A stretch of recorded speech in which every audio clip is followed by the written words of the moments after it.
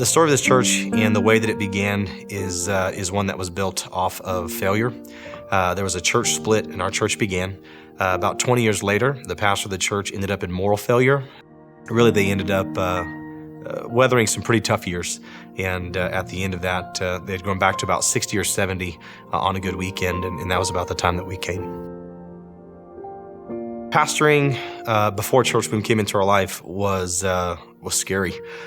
It was very difficult. We had never been in this position before. And as we came here, man, I wasn't really sure what to do. I wasn't sure how to make the dreams in my heart actually come to life with what God had told us.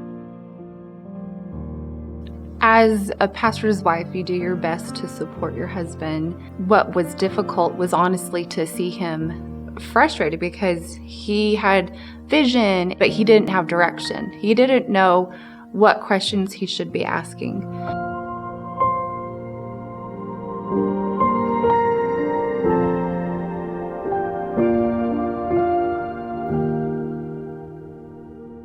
I was an addict for years.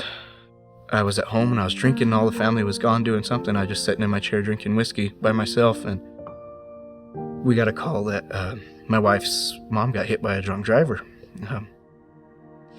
Woke up in the morning and that whiskey was still there, dumped it out. And get rid of it all, started going to church. Growing up, I just had more of that religious background rather than the relationship with Christ.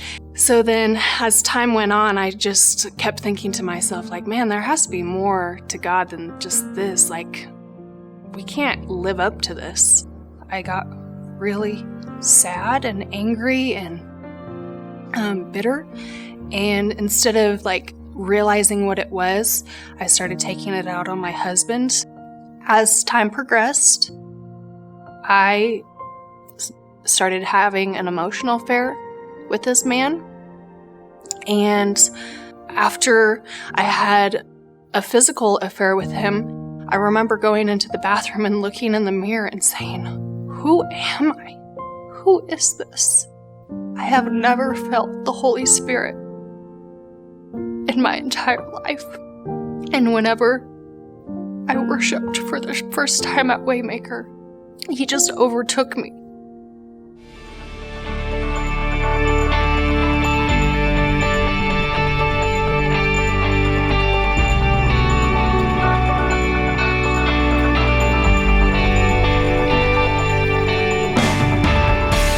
There was a sense of almost being rescued when ChurchBoom came because I didn't know what questions to ask. I didn't know what I should be looking for. And even in my coaching calls, I would tell Chris, I don't even know what I should be asking you right now. Would you help me?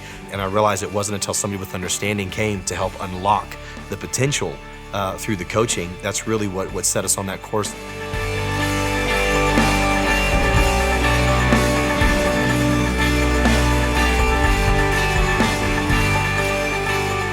It's hard to place a value on what we've received through ChurchBoom, through the team at ChurchBoom, Pastor Chris himself. I'm also thankful that when they came in, the tools that ChurchBoom brought, it wasn't to get us to become something other than ourselves. And there's so many amazing resources that we're able to utilize.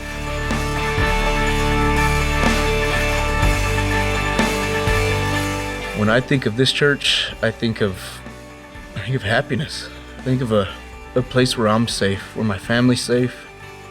Whenever I come to church now, I just feel so alive. Like, I look forward to it. I can't get enough of church. I need this place, and I couldn't do my life without Jesus and the people that are in this place.